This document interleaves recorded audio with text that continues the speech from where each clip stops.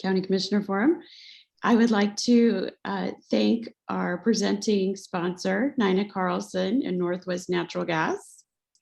And I'd like to introduce, yes, thank you. I would like to introduce our, I've got a few people that are still coming in, it looks like. I would like to introduce our moderator, Matthew Call with Jordan Ramus.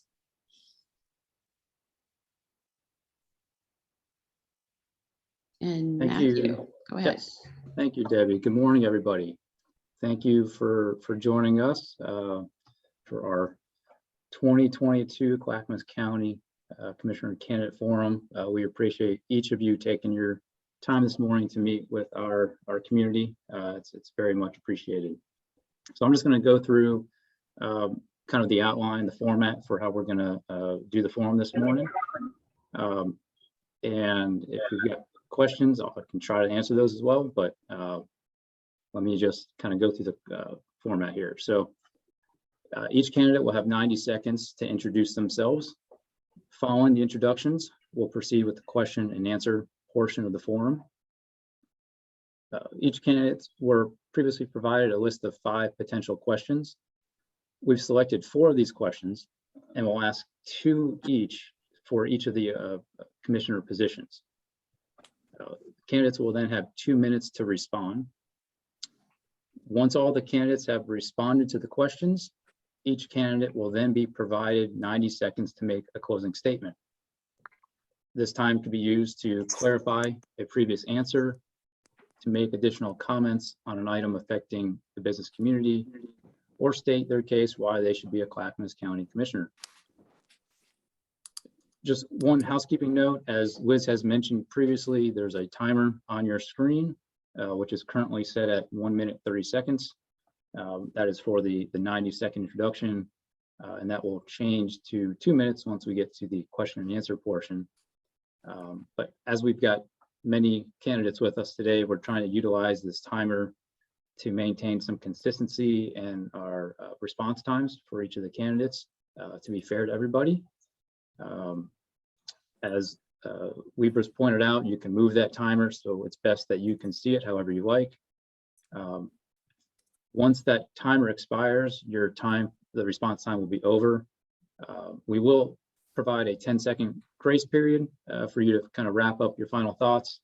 But after that, we'll need to mute your microphone so we can move on to the next candidates. I hope all of you understand this is just for purposes of consistency and being considerate of everyone's time. As like I said, we've got 7 candidates here with us today.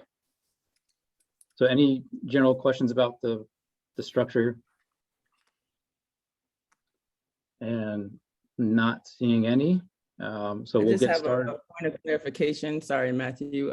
I saw Bill Osborne into the room. I just wanted to make sure that he was recognized. Yeah, we will put him on the list, Matthew.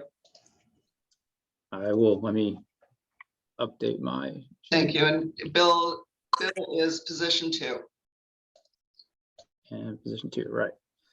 And so before we get started with introductions, I just wanted to again welcome and thank our sponsor for the forum today. Nina Carlson is here on behalf of Northwest Natural. Like I said, they are the sponsor for the forum today. So I just wanted to, the Lake Oswego Chamber wants to thank Northwest Natural for that. And Nina, did you want to say anything? Say thank you very much for attending this. Thank you all for your service. Many of you are in office currently, and it takes a lot right now to want to step into be a county commissioner with public safety and health issues and budgetary issues. So appreciate you all very much for your willingness to serve, and very much looking forward to hearing what you have to say going forward. Thank you. Thank you, Nina, and thank you, Northwest Natural. So with that, we'll get started with the introductions. We're going to start with the candidates for the Clackamas County Commissioner position 2, and I'll mention your name, and then you can unmute yourself and provide your introduction. So we're going to start with Commissioner Paul Savas. Good morning, everyone. I will do the best I can. The timer keeps on going off the screen. So if I go over, just jump in because I cannot see the timer always. It seems to move. Well, hello, and thank you for hosting this morning. My name is Paul Savas. I'm a 38-year resident of Clackamas County. I raised my family here and ran a small business in Clackamas County for 25 years. As a community volunteer since 1997, my passion has been working at the local level alongside the community. I was first elected in 2001 at the Oak Lodge Water Board, where I successfully negotiated a $40 million water right dispute. In 2003, I was elected to the Oak Lodge Sanitary Board during a very controversial time. The community was against a merger with Clackamas County and a much needed treatment plant rehabilitation. As the chair of the district, I led an open and transparent process that resulted in a voter-approved $44 million bond measure that passed by 85% during the Great Recession. Within my first 2 years as a county commissioner, I successfully negotiated an end to a 25-year dispute with the city of Milwaukee. My life's work is centered on solving complex problems and leading with integrity. It did not take me long for me to realize that politics at the commission is very political, and it has been my experience that time and public money is wasted when political interference occurs.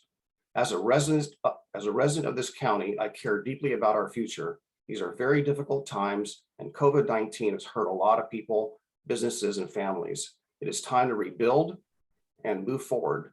We cannot afford any more political dissension. The public deserves better, and thank you. Thank you, Commissioner Savas. And next, we'll have Libra Ford. Good morning, everyone. It's good to see everyone. Thank you for having me here today. I'm excited to be on Zoom, even though it'll be much better in person, because if you could see me, you would know that I am definitely a tall person. I'm 6'5". I played basketball a long time. So that to be said is, I have been one of five for a very long time, and I'm excited to be one of five on the commission here in Clackamas County. My name is Libra Ford, and it takes brilliance and absolute energy to move this county forward. My existence currently is as Chief Operating Officer for one of the largest nonprofits here in Oregon, as well as I'm an elected school board member and also chair. And I've been chair during this lovely pandemic that we've all grown from and also had some challenges in. My experience as an executive will definitely lead me and lead you and lead this community to the answers that we want to see for this beautiful town. My years as a military spouse has brought me here. It is my first place that I got to choose to live in, and I'm excited to be a part of the solution. While I've been here, my passion has been community. It will continue to be community because gathering people will move us forward. It is time for fresh eyes, fresh ears, and a fresh way of doing this work because we are no longer what we used to be. There are new things and new ways we have to do it. And I'm the new leader to move us forward to the future we deserve. Thank you. Next, we'll have Mark Robert Johnson.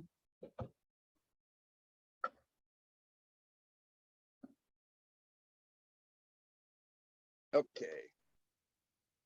I'm Mark Robert Johnson, and that's the way it is on the ballot, and I'm glad because with a name like Mark Johnson, I've already had a case of mistaken identity. I'm a 6th generation Oregonian, 4 in Clackamas County. I think we're going on about 100 years here. I've lived here all but the few years that I went to school away, graduated from Moala High School.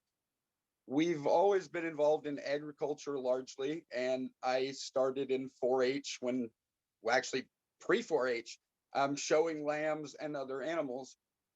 But my family has also owned a lot of businesses, the largest ones being sheet metal fabrication companies, which my father started in Lake Grove when I was about 4.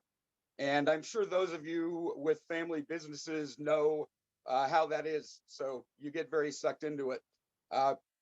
One thing is, I know a lot about Clackamas County. I've lived here my experiences with agriculture and manufacturing business give me a pretty broad view of the county overall, which I think is helpful in a county where you have a very even split between rural and urban, and you have to look at things from both of those perspectives and all kinds of other ones. So thanks for having me. Thank you. And the final candidate here for the Clackamas County position 2 is Bill Osborne.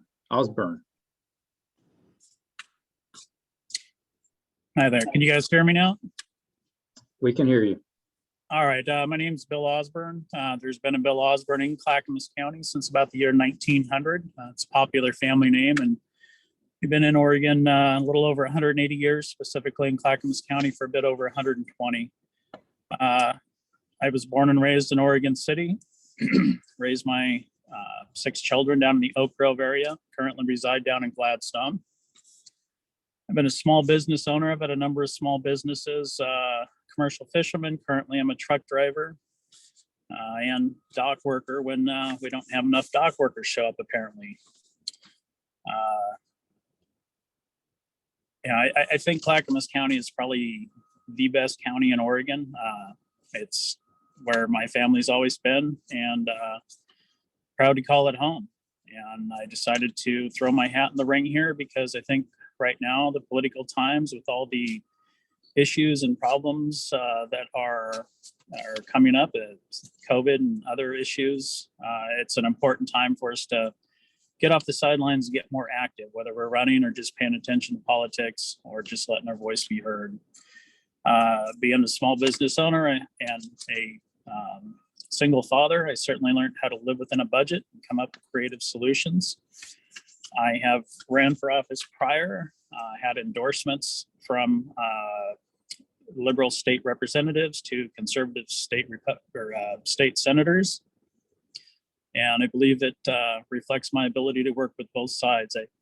I don't think at this point in time we need anybody hard to the right or the left. I think the middle of the road is where most of us exist. Mr. Osborne, that's time. Thank you. Sorry, I don't like to cut people off, but we've got the timer here, so my apologies. So those were your candidates for position number 2, and now the candidates for position number 5, and we'll start with Commissioner Fisher. Commissioner, you're on mute.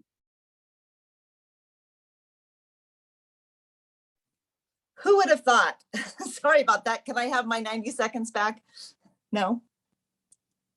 All right. So I'm Sonia Fisher. I'm running for Clackamas County Commissioner, position number 5, a role I have held for 5 years. I don't know if a lot of people know this, but when I was a young mom going to college on scholarships, I worked retail jobs and times were really tough. Things got tougher when my daughter, Christine, was identified with having severe developmental disabilities. When she was 3, the local county government, which ran the preschool programs for special needs kids, said that she had to be on a wait list, that she couldn't join the other kids and get her needs met. That's when my mama bear came out and I started activating and mobilizing and organizing, because kids like Christine, kids with special needs, deserve to have the services that they're entitled to. And you just can't say no, you've got to do better. So I've taken that approach to my role as a Clackamas County Commissioner. The last 2 years have been very, very tough. We've had frontline workers working essential jobs. We have others trying to juggle working from home, managing, trying to find childcare. We have a shaky economy. We have concerns about homelessness. We have many issues. It is with an eye towards all of the solutions of working together that I will work with you and others to make sure that our Clackamas County gets through this pandemic in a strong and fruitful way. Thank you. Next is Dana Hinman Allen. Good morning. My name is Dana Hindman Allen, and I'm running for Clackamas County Commissioner, position 5. I am a 5th generation Oregonian. I moved out to Clackamas County 22 years ago to raise my daughters, and I have 2 grandchildren. I'm a real estate agent, and I also am currently serving on the Clackamas County Parks Board. I have had a lot of engagement with the community. I'm a community-centered person, from coaching basketball for 5 years to starting and creating a drama program, directing and producing full-scale children's theater. I was at the Academy, Oregon Academy of International Baccalaureate School, and really entrenched in the community. I've served on the East Metro Association of Realtors Board for education, and just really involved. Where I see a need, I know how to fill it. When I am elected, hopefully, to Clackamas County Commissioner, I will take a client-centered approach. The constituents of Clackamas County will be my clients, and I will go over and above to problem solve, find out where the areas of concern are to the business community. I understand, being a small business owner, that it is paramount that we support our entrepreneurs. And I do appreciate the time. Thank you so much. Thank you. Next introduction is for Ben West. Hi, everyone. My name is Ben West. I currently serve as a Wilsonville City Councilor, which has been one of the great pleasures of my life. My husband and I moved to Wilsonville in 2014, where we have really ingratiated ourselves in this community and to Clackamas County. We adopted our son from foster care.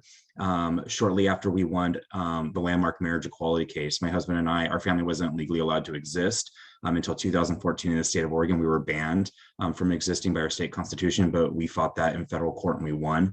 And now all loving families like mine have the right to exist. We adopted our son from foster care. And now he went from Oregon's broken foster care system to working hard for his Division I football scholarship here in Clackamas County. I love this community. I work as a registered nurse in cardiology, and my master's degree also is in nursing, but happens to also be in health policy. So as we come out of this pandemic and deal with the crisis of homelessness, I'm positioned very well to help lead this county in those tough policy issues and during these challenging times.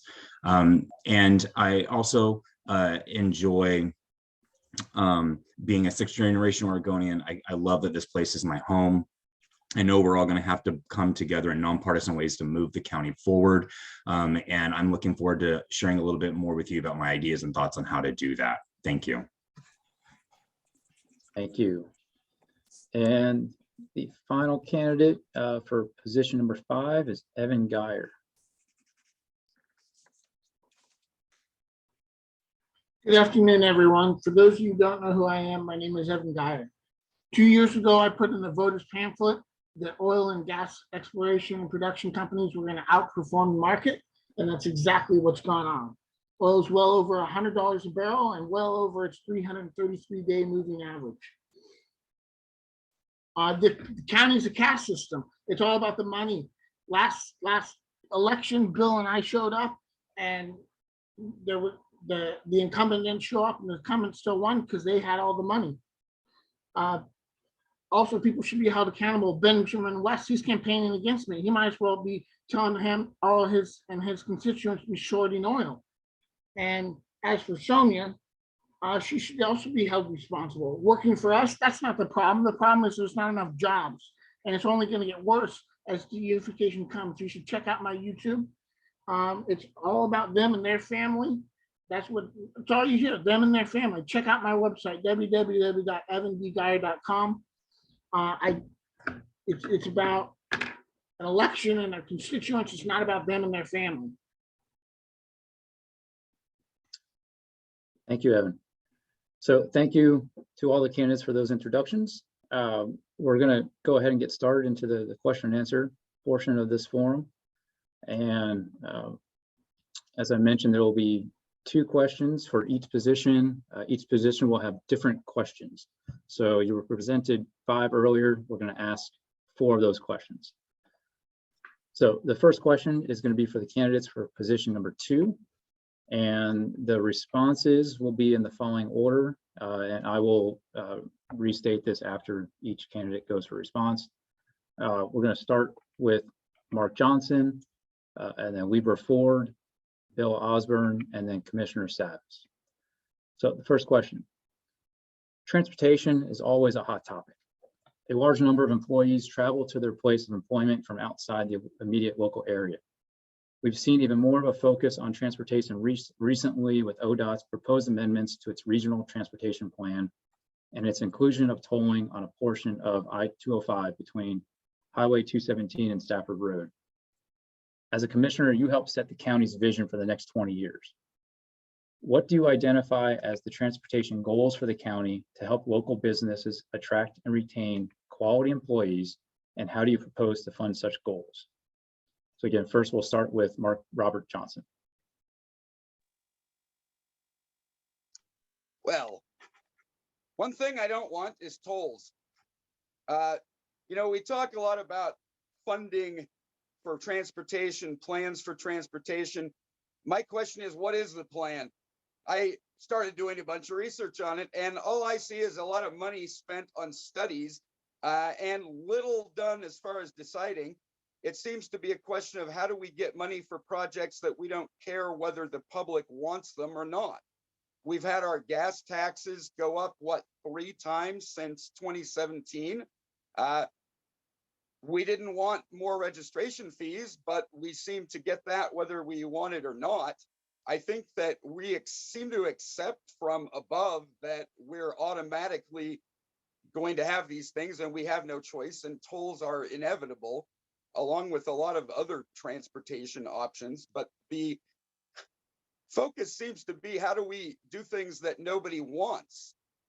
We've spent millions on light rail. I don't see a lot of people using it, and the numbers would seem to indicate the same thing. I often get in these philosophical discussions about government. What do we need the government to do, this or that? The answer that you invariably will always get is, well, somebody has to build roads because we need commerce. Well, obviously, we're paying, I think we're the 5th highest tax state in the nation. Where's the money going? It's not a question. We need more roads, not taking more money and more novel concepts. And that's all we seem to get. I think we need some, we call it common sense. In my world, we call it horse sense because people don't appear to have a lot of sense. It's not common. Thanks. Thank you. Next, Lieber Ford. Thank you for this question. This question for me centers around 3 things: people, physical infrastructure, and also partnerships. We have to make decisions that are people-centered. They need to be listening to everyone. We need to gather everyone and make sure that there's equitable decisions for our suburban, our urban, and our rural communities. And that takes engagement, not us waiting for people to come to us, but us going out to them and understanding what's really going to improve our people experience for Clackamas County neighbors. And then the physical infrastructure. Of course, we need sound infrastructure. We need good governance to build that infrastructure. And we need to make sure that infrastructure is people-centered. Again, we can't just make decisions thinking that if we make a decision in a vacuum that everyone's going to be okay with it. We have to engage our community and let their voices be elevated. And last but not least is our partnerships. Yes, tolling is an issue, and we all know that many people are unhappy. My question is, how is our partnership with ODOT? Yes, we know the engagement there was lacking, but where were we as commissioners standing up for our community, making sure that this wasn't a discussion after the fact, but actually we stood in front of the issue before it became a problem and a point of concern for our community. So in the end, it takes elevating voices. It takes engaging with our community. And of course, it takes building relationships. And I have those relationships from the state level to the community level to make sure that when we don't want something, we don't have to fight after the fact, that we actually have the relationships before and we get in front of it with all the voices that have been able to engage at that table with us. Like I always say, it may be my face, it may be my name, but this is our voice and our future, and we must all have a say in the decisions of how we move forward in our infrastructure. Thank you. Next, Bill Osborne. Hi, thank you. Yeah, first, I think the tolls are a big issue. The county needs to do everything possible to stop those from being implemented because they're going to hurt the working class and they're going to drive away workers, and they're going to be one of the largest hurdles we've ever seen, I believe, in Clackamas County. I believe we also need to work with the state also and widen in the 205 corridor. The traffic flow through there is difficult and becomes challenging, and certainly more difficult for people to get to and from work. As far as the county's, retaining or to attract and retain quality employees, I think a lot of that is up more to the private industry, the employers. And I think for that, the main thing the county needs to do is just kind of stay out of the way without over-regulating things and making things difficult. Quite often government gets in the way of private industry prospering. We talked about the vehicle registration fees as well. The first candidate mentioned that, and that was another thing the voters voted against. It just makes it again more difficult for people to get to and from work, and in working families, it is a hit. I believe that the county needs to work with employers to help them to get what they need. And as far as on the transportation goals, the county needs to do what we can to improve the roads we do have and work with the state, because ultimately I think it's most of the state roads, not the county roads, that are getting clogged up. So find some sort of a partnership with the state of Oregon, the Oregon Department of Transportation there to help traffic flow. And Thank you. that's all I have. Thank you for all those responses. Next, it will be the first question for the candidates for position number 5.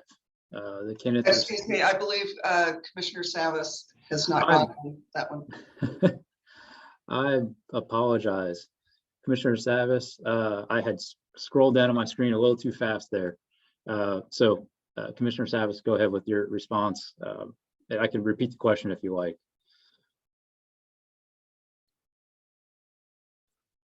Thank you, Matthew.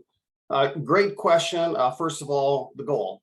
The goal is I believe, is to have a regionally balanced transportation system with adequate capacity that is right-sized to meet our economic needs and with less congestion than we currently experience. As for the funding goals, it's pretty complex. I think that most people don't realize that when it comes to the regional transportation system, the county itself does not make the decisions for what happens within the county. That is done at a state level and it's done at a regional level. HB 2017, when it first passed in 2017, they incorporated, to our surprise, the concept of tolling.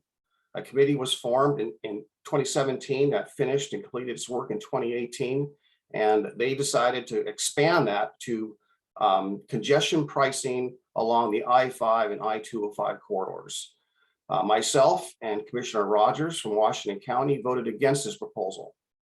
Since then, it has moved forward, and shortly after, the Board of County Commissioners, with my leadership, wrote a letter to ODOT explaining our situation and explained and asked for adjustments to that, perhaps not even tolling I-205 entirely, and maybe having an express lane, something similar to the highway 91 in California, which was the first one in the United States that had an express lane.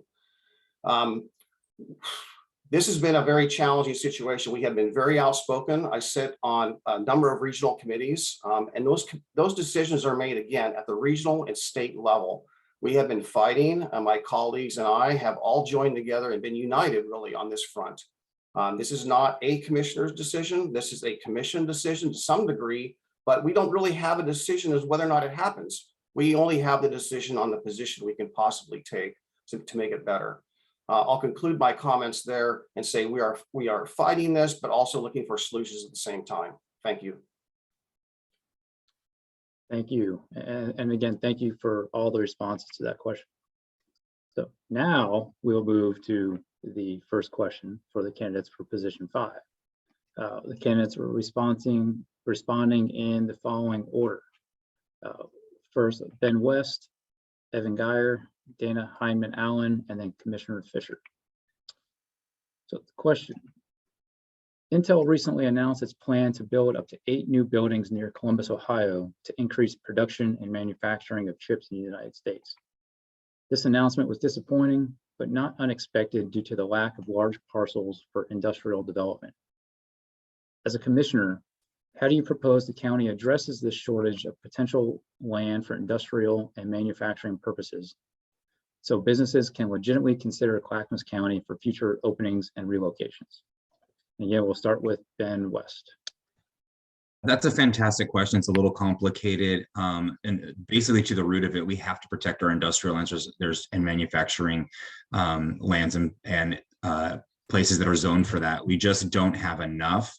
Wilsonville benefits from having the north part of the city that is very industrial right there along 95th. And we have been able to build out that sector that has been a benefit to the economy and to the county. We also have to figure out a way to make these parcels that we do have in these places we have a little bit more appealing to business and industry. And we've been able to do that here in Wilsonville really through being creative. We just got Twist Bio Company to come in, invest in 200 living wage jobs. And they took advantage of what's called the TIF program, tax increment financing. It's similar to urban renewal. And I think utilizing and protecting the lands that we do have, and then also in tangent being creative with their solutions is the way Wilsonville did. I know that that is a big win, not just for Wilsonville, but for the county and the entire region, that they decided to relocate here, especially when we're having a hurting economy and working families are struggling. We need living wage jobs, and Wilsonville was able to help deliver on that. We also need to work with our other stakeholders in the county and in the state and within our local communities to find out ways to designate new lands and new places that can have that can be industrially developed and offer an opportunity and infrastructure for businesses like Intel to want to choose Clackamas and not choose Ohio. I'm biased. I think we have more to offer than Columbus, Ohio. I think everybody here would agree with me that they should have picked us. But we need to do a little bit more to bring that incentive, to bring the carrot, and also be creative with our land use rules and regulations to get that done. We have a long history of that kind of policy making here in Wilsonville. I've learned a lot of that over my tenure here as a Wilsonville City Councilor, and I'll bring that same type of leadership and innovation to the Clackamas County Commission. Thank you. Next, Evan Geyer. Well, the problem is pre-commitment and priorities.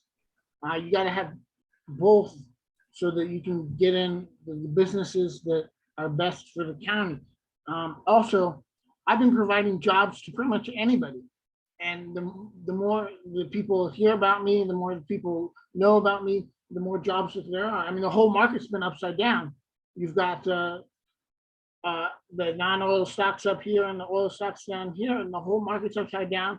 It's all going to change. Crude oil is going to $3.50 a barrel. And so, yeah, that's jobs for everyone. That's income coming in, that's better investing. That's how you make a profit. You notice the NASDAQ's been down closer to a 52-week low than a 52-week high. So it's not all about getting those businesses in, and the pollution. We can make it in the stock market and do all right. That's other things. The county commissioners, the PERS, for the schools, they're all invested in the stock market when the stock market's been going down. So they're losing money. So yeah, also looking at it case by case as to the businesses that come by. When I was working in Hillsborough, I go right by Intel and work at Amazon, and that's what I did. So yeah, let's hold people accountable. Let's make money, roof over your head, gas in the tank, and something to do. Thank you. Next up is Dana Hinman Allen. This is a great question. As a real estate agent for the last 10 years, I'm uniquely positioned to understand the shortages that we have in the state, from housing to adequate varieties of, industrial retail space. Clackamas County is a beautiful place to work and live, and I think we need to be innovative in perhaps some redevelopment. We need to definitely, I think, open up some more industrial lands. I think Intel, to speak to that, Oregon is not really a business-friendly state. And I think with the political volatility, the first impulse of our state government to find taxing as the first alternative, I think it's just made them shy away. So we have to bring people in with a business-friendly atmosphere, building relationships, and working to incentivize areas with a vision and something that is aesthetically pleasing to the surrounding areas with the industrial, opening up the industrial lands. I think that just we need to have policies that are not short-sighted and looking at long-term goals. What do we want to see in the area? What do we want to attract? It also helps with our sustainability goals to have people work in a more localized fashion. So these are key things going forward, looking at creating communities that are more self-sustaining, where they don't have to travel so far, don't have to commute. I know my husband actually commutes to Intel, and I wish we had more business over here that is accessible to people for meaningful, higher paying jobs. Thank you. Thank you. And lastly for this question, Commissioner Fisher. Thank you. I remember to unmute this time. As a county commissioner, there is a framework for which we approach issues like employment lands. The first thing that we do as a commission is we get together and we define our strategic priorities. And on our strategic performance Clackamas, for all the years that I've been a commissioner until this last year, was a very strategic to increase our employment lands.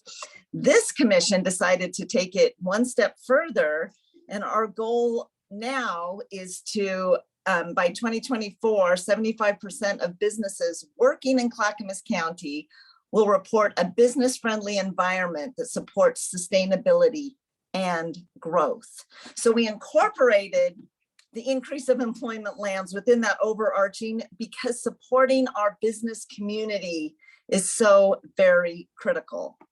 So some things that we've been able to do as a commission is to provide, as a county with the support of the commission, is to provide incentives. And we've heard a little bit about that today, but we have enterprise zones, strategic investment zones, and the Rural Renewable Energy Development Zone. These are tools that help us to incentivize, to attract, and to promote business growth in Clackamas County. The other thing that I'm really looking at, so this next legislature, through the leadership of Julie Fahey, is going to be taking an overall look at our land use laws. I think that's absolutely necessary. Well, I am first, as the daughter of a produce buyer who traipsed through all the fields of our region as a little girl to support protecting our farmland, we need to look strategically at other lands and look at opening up for more housing and employment industrial land. Thank you. And thank you to each of the candidates for position 5 for answering that question. Next, we have the second question for the candidates for position 2. We're going to change the order up for responses. So this time we'll start with Bill Osborne, then Commissioner Savas, Weaver Ford, and then Mark Robert Johnson. So the question: another hot topic affecting the businesses of Clackamas County, as well as its neighboring counties, is the increasing number in our homeless population. 2 years ago, voters in the metro area passed the Supportive Housing Services measure to raise money to address this particular need. Clackamas County recently announced the signing of an intergovernmental agreement with Metro, providing the framework for distribution of the funds collected. As a commissioner, how else do you propose the county addresses issues regarding the homeless population within this region? We'll start again with Bill Osborne. Thank you. Well, I think that's been the biggest problem and the failure we've had. We keep attacking the homeless issue, and the homelessness is a symptom. We need better mental health care. We need better mental health care facilities. We're very lacking in this department because the vast majority of people who are living on the streets have or suffer from mental illness. A lot of those also suffer from disorders with addiction as well, and we don't have adequate services for this. So as long as, you know, the politicians continue to banter back and forth whether we should put more money into the homeless, you know, housing the homeless, or whether we shouldn't allow the homeless here and there, it's a political fight. And again, it's just addressing the symptom. Surely, you know, this isn't healthy for these camps. We've all seen them. I do solid cleanups along the Clackamas River and the High Rocks area every year. And we haul out just tons and tons of garbage left behind. So this isn't healthy for these individuals. It isn't healthy for those of us living around there. But what we have is people who are in need of mental health assistance. So I believe the county needs to focus on that, to quit, you know, bantering back and forth with the politics of homelessness or not, and focus on the root issue. We need to work towards getting better mental health care and potentially facilities as well to help house these people, help get them assessed, and help get them the help they need. We just keep throwing money at the situation, and it hasn't gotten any better. It gets worse. You know, one only has to drive around down the highway and see people camping on the streets. And, you know, it's one thing to just be homeless, but, you know, most of us, if we were homeless, wouldn't be camping along the interstate or busy roads or on the sidewalks or defecating out in public. These are people who have problems, and we keep ignoring this. At the same time, you know, it's easy to look at this and kind of turn your nose up at the issue, but these are people's brothers and sisters, and mothers and fathers, husbands and wives. And, you know, we need to take care of these people, but just continuing to throw money on it hasn't fixed the situation. So, Mr. Osborne, thank you. Your time's up. Thank you. Next will be Commissioner Savas. Yeah, thank you for the question. Definitely something that touches everyone in this region right now, dealing with homelessness. I think it's important to know that there is the cause, but the question is really related more to how we're going to deal with it today. But I do think we need to get back to the cause, which I think is really economic displacement. It was in 2005, 6 and 7 when I realized that the cost of housing, the cost of living, was exceeding really the average family wage income, especially those of lower income levels. So we knew that people would be displaced. And years went by, and I really advocated to the Metro Council at the time, if we know it, then what are we going to do about it? And really, I really didn't see any action. And at the regional table then was Clackamas County, Washington County, and of course, Multnomah County. In 2010, I didn't see any action, and I ran for this office partially because of this one reason. And here we are today. It's worse than I thought it would be. And I saw it years back, and I was trying to get my commission to take a stronger role, which we did in 2016, and really aggressively move towards building shelters, which I initiated the first county-sponsored shelter in Clackamas County, the Veterans Village. During the last few years, I also worked and assisted in funding for 2 women's shelters, one for the Clackamas Women's Services, the Red Lodge, and Anissa's Place. 2 of those deal with domestic violence and also with human trafficking. We have the supportive housing and services in place now. The money isn't really going to flow in here for another couple of months. But while we're in negotiations, we really couldn't talk about the $11.5 million we currently spend and have spent prior to this measure on homeless services. So I pushed hard for the funding to grow that to $14 million plus the 11.5. So currently we're committing over $25 million towards homeless services today. Thank you for the question. I'd love to talk more about this. Thank you. Next up is Weaver Ford. Thank you. I appreciate the responses, and I must also share that as a person that chose Clackamas County as the first place I could choose to live after years of being in the military, our family found ourselves houseless in Clackamas County. So this is a question that is dear to heart and us. As we thrived through it and got through it, it was definitely not because of the services that were provided in Clackamas County. We had to go elsewhere. So to me, the question about houselessness in this county comes down to three things: compassion, commitment, and clarity. We must approach this in a compassionate way. As a person that has been there with my children, if we are not compassionate about this process in a people-centered way, then we cannot solve this problem for our neighbors, for our family. As Bill Osborne very well said it, this is our neighbors. This is our community. We have to take care of them. And there must be services provided in that. So the commitment, we must take a stance that's clear. This is a systematic issue, but if we don't take a clear, equitable stance, then we can't fix it. I appreciate the statements about the funding that's provided. I currently run an agency where housing is a big part of our world. We put in almost 10 million a year for this, for 17,000 individuals. This county is way bigger than that. And that tells you that we need way more money to get this problem fixed. I would propose a funding model that would leverage partners and their dollars that they can bring to this county to allow services to increase by experts and those that can be compassionate. And also we need clarity. We need systems that are beyond the current existing individuals that can sustain themselves beyond today. And last but not least, this is not about us versus them. This is our community. If we seize this moment, we will win in this movement of compassion, commitment, and clarity, but we must take a stance, and we must take a stance strongly for affordable housing, and all the units that can come into this area mean nothing without proper services for our community. Thank you. And final response for this question is Mark Robert Johnson. Oh, where do you start with this one? I mean, it's such a loaded question in the sense that there's a million reasons and government hasn't fixed it. As Mr. Savas said, how long have they been talking about this? Throwing money at the problem is not helping. It isn't.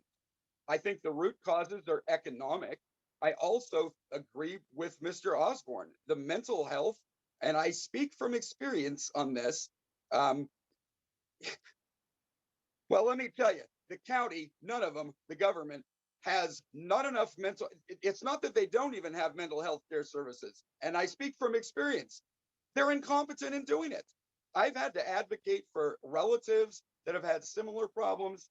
The issues that we have run into with that are unbelievable. I'm so glad that I've always been able to afford private treatment, because what I have seen on this issue is, well, I get very upset about it. It's screwing with people's lives.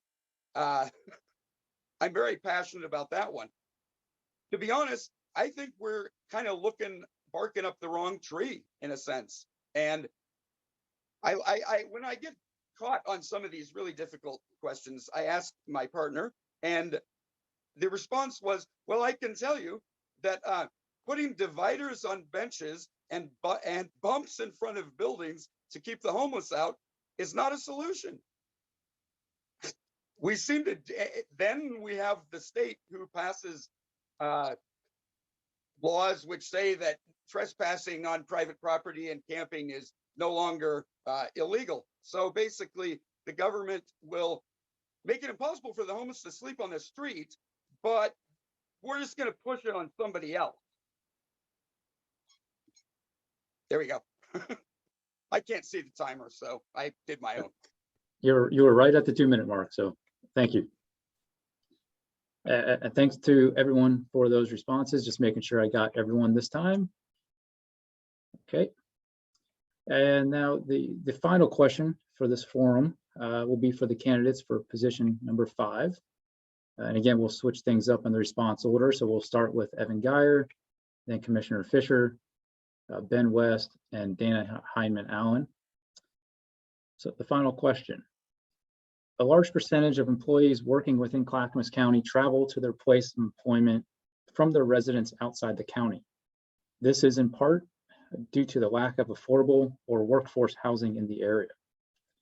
As a commissioner, how do you envision the county meeting the housing needs of its low and moderate income working population?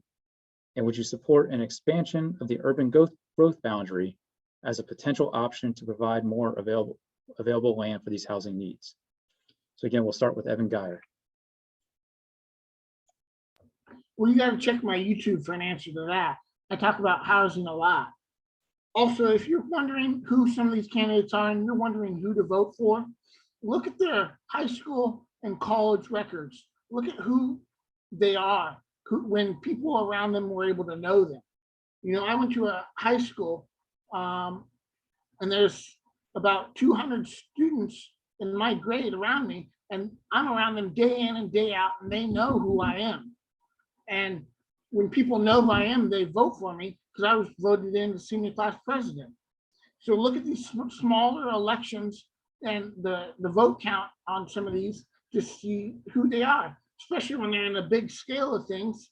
And it's not just the sound bites when it's in a big scale, it's who they are, who were they in high school, what were their grades and what they do. Same with college, and in the small elections, were they somebody? Other than that, you know, you get some of these incumbents out here who are running their campaign. Everything seems to be going good, and we're just clapping and clapping and clapping. They're delusional. They're up there delusional, thinking everything's going good. Oh yeah, we're spending money. We're giving them housing. We're giving them vehicles. We're giving them food. Oh yeah, they're delusional. They don't know what it's actually like on the bottom because we're all clapping, saying that everything's going well. So look at the high school, look at college, look at, are they delusional? Roof over your head, gas in the tank, and something to do. And check out my YouTube, and again, check out my website, www.evandgeyer.com. I am not.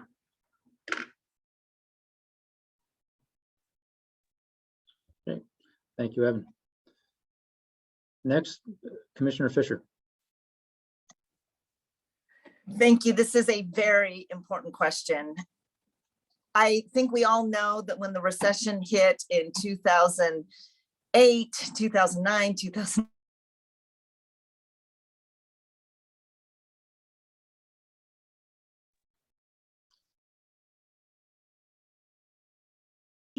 So as a result, all levels of housing became less and less.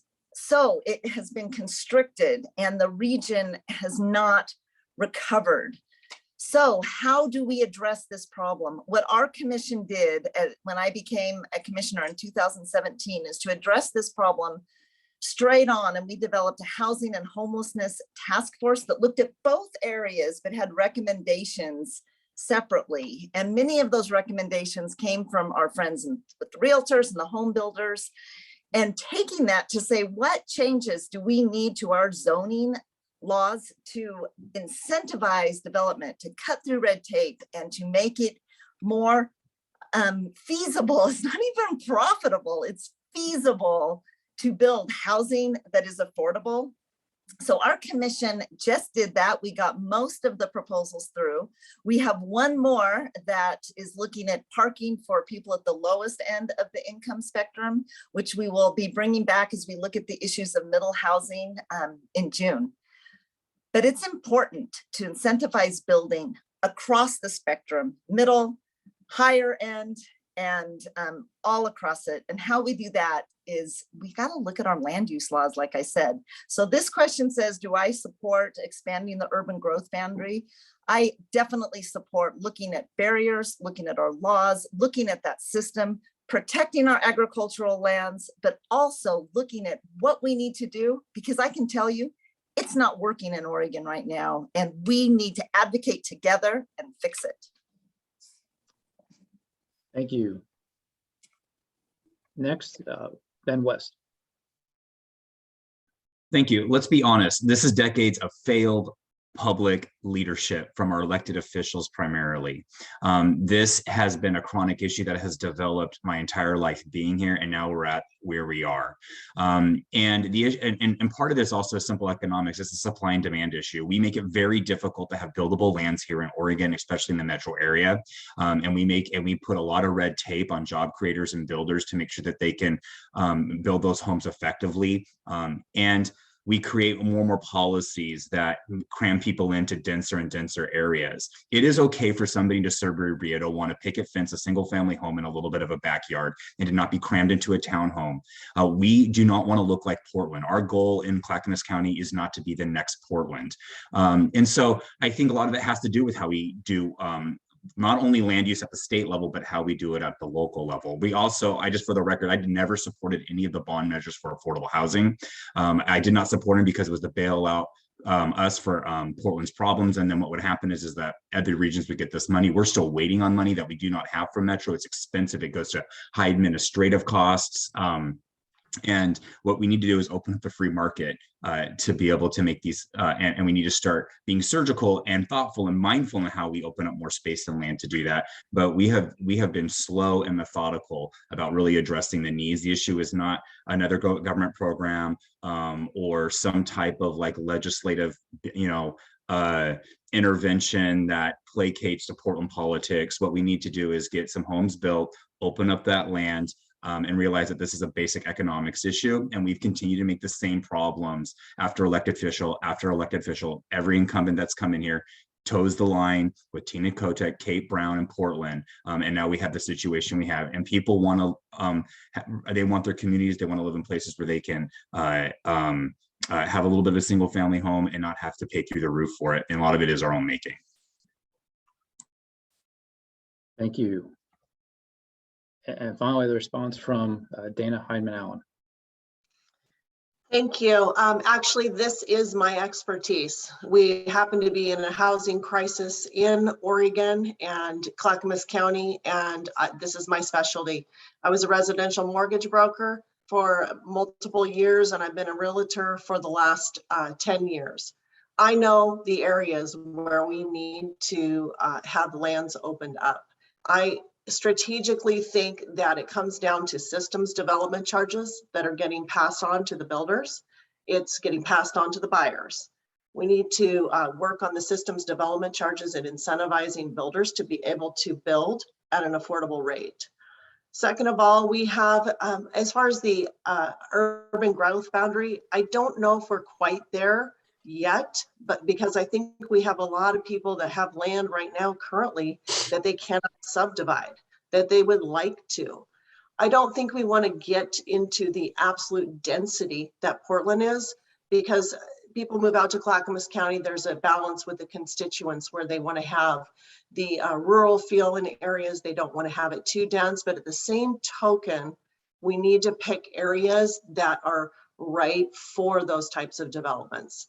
So as a real estate agent, in and out daily, knowing what is needed, I definitely will be a strategic partner on figuring out the right spots in order to balance the constituents' need and the viability of the area. But when you have a first-time home buyer that pays $475,000 to get in their first house, that's critical. These are my girls, 27 and 29 years old, that this is what they're going into, economic hardship right out of the gate. So we've got a problem. We got to sit down and we got to get real with it for sure. And I will definitely bring a lot of creative ideas and solutions to the table. It is my expertise. Thank you. Thank you. And thank you to everybody for the responses to those questions. That's the end of the question and answer section. We appreciate your responses there. As I mentioned previously, we'll have 90 seconds for each candidate to provide their closing statement. Before we get to that, I just want to thank again Nina Carlson, Northwest Natural, for being the sponsor for today's forum. It is greatly appreciated. So thank you, Nina. And we'll start for the closing statements. We'll start with position 2. The order will be Libra Ford, Bill Osborne, Commissioner Savas, and then Mark Robert Johnson. So Libra, go.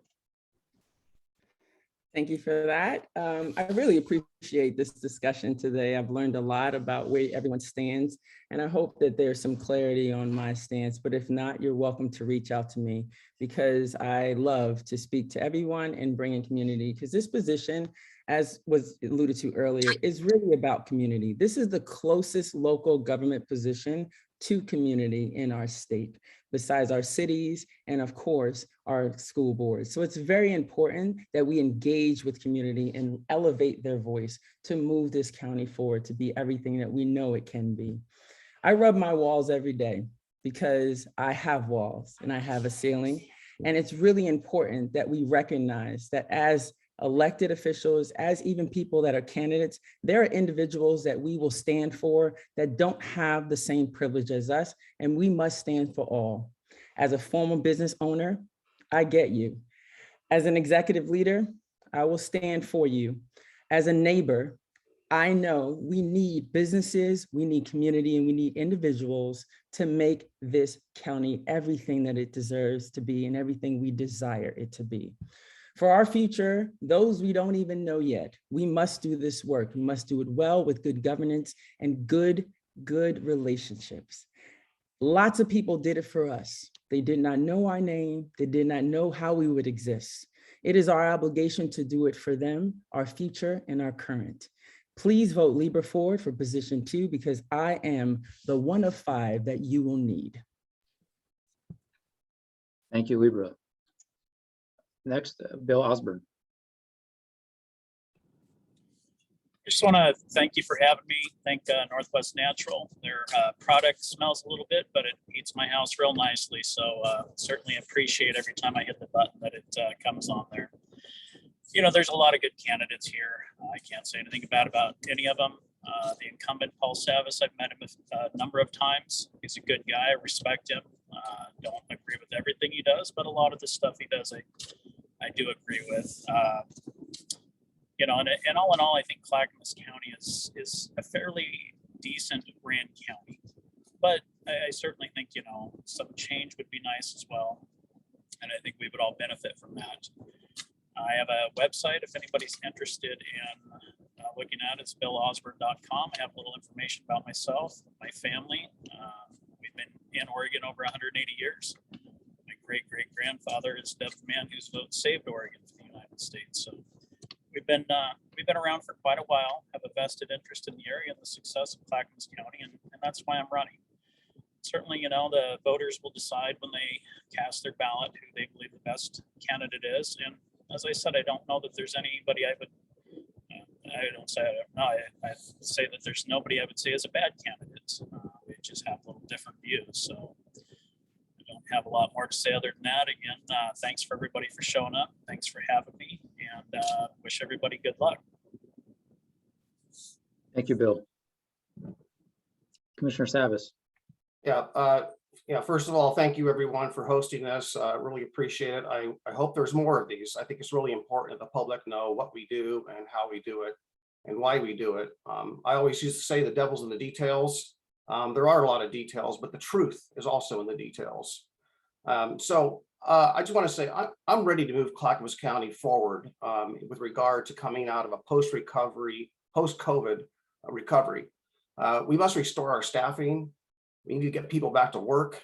We need to get the ARPA dollars and the supported housing services dollars out on the street and increase the services to those who need it most. That's what government does. The folks that are in good order, good form, don't need our help as much as others that do.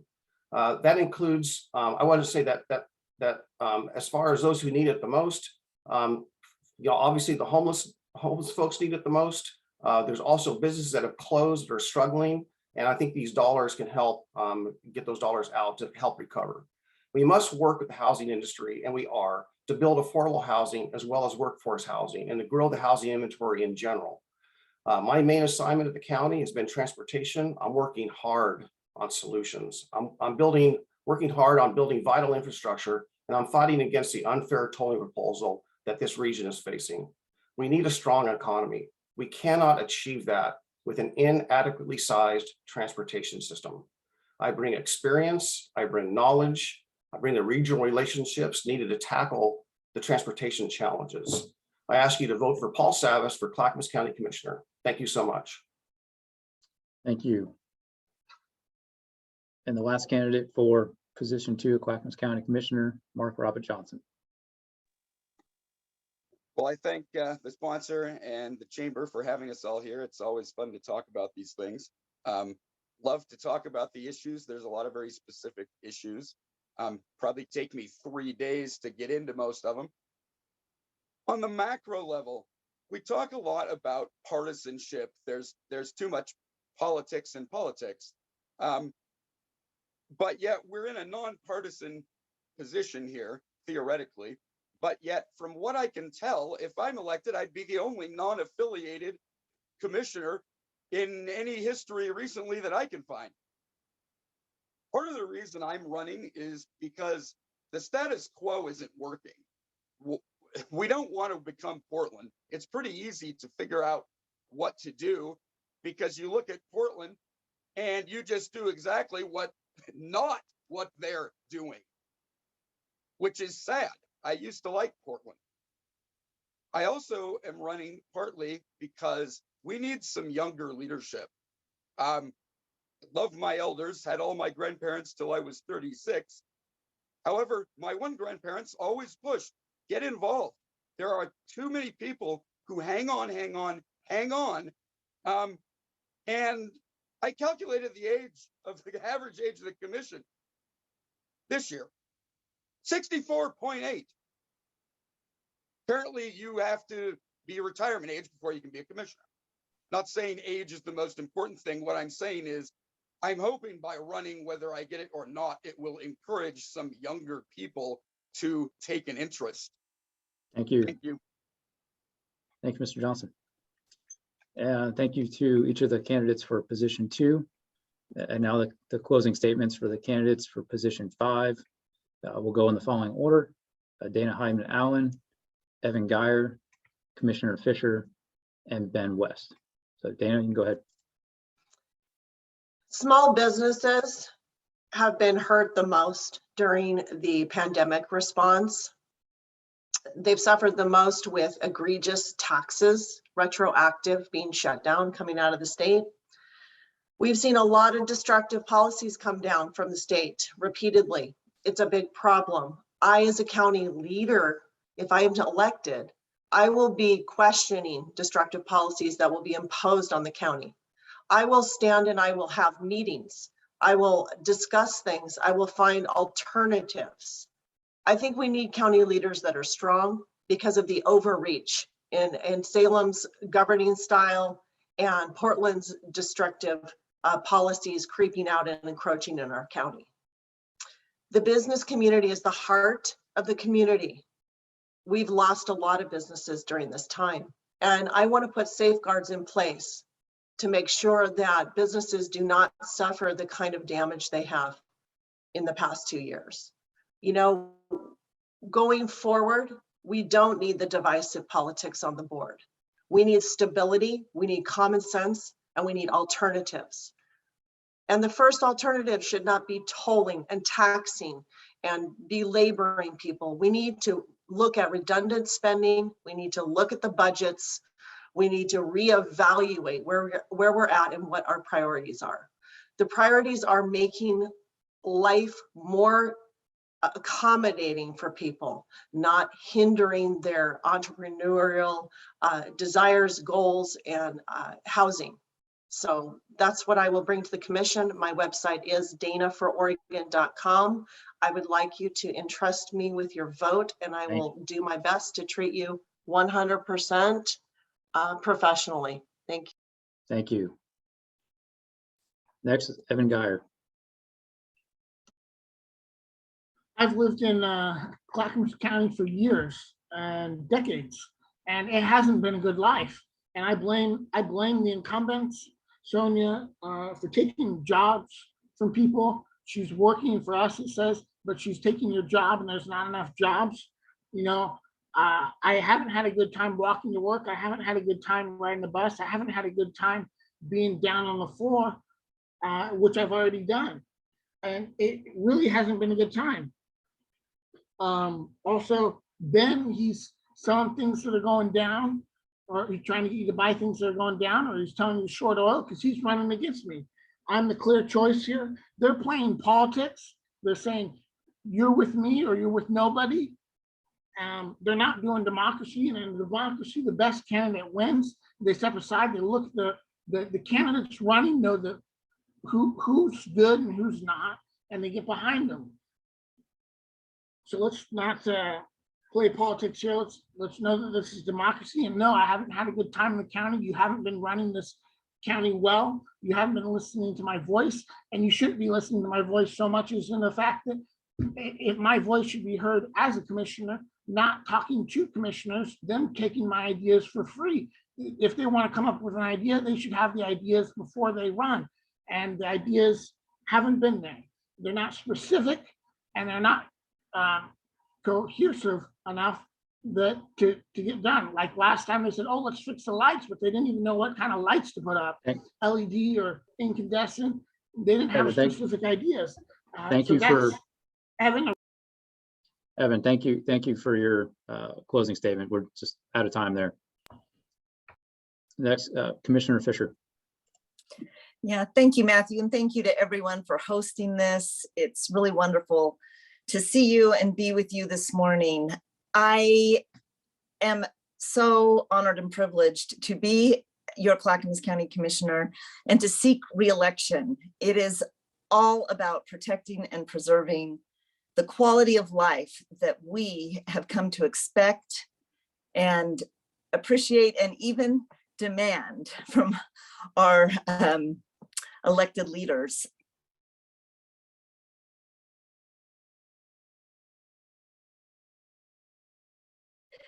So when I sit down, that is that we want the opportunity to make a good living, a community that's safe and affordable, making sure that every person has a roof over their head, clean water, preserving the natural beauty, clean air of our region, and making sure our kids are thriving.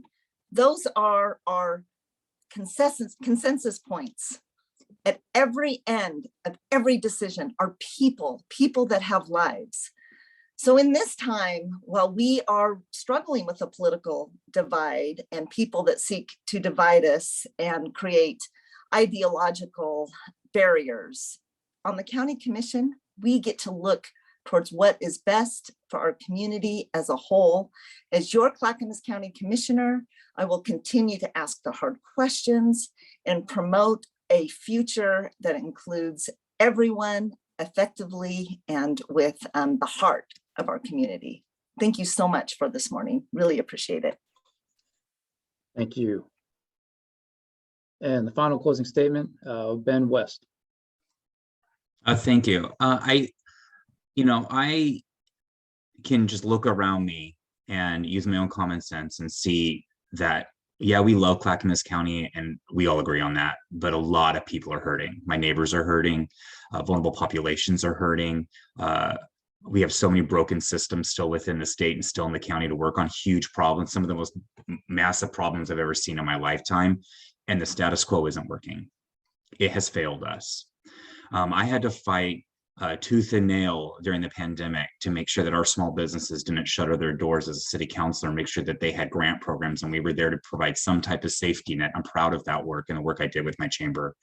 We had to all live through this horrific pandemic, and now we still have uncertainty, rising gas prices, bacon's $15 a pound. People are feeling people are trying to figure out how to fill their cupboards. Government still wants to fill its coffers. And that's not the type of politician I'm going to be or the type of leader that I'm going to be. I'm really not interested in growing the size and the influence of government. I'm making sure that solutions that are pragmatic and practical happen that impact the everyday lives of the people that I look at in my community and interact with. I want to make sure that the least among us are taken care of.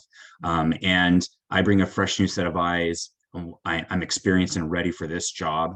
My name is Ben West. Go to www.benwest22.com to learn more, and I would love your vote. Thank you.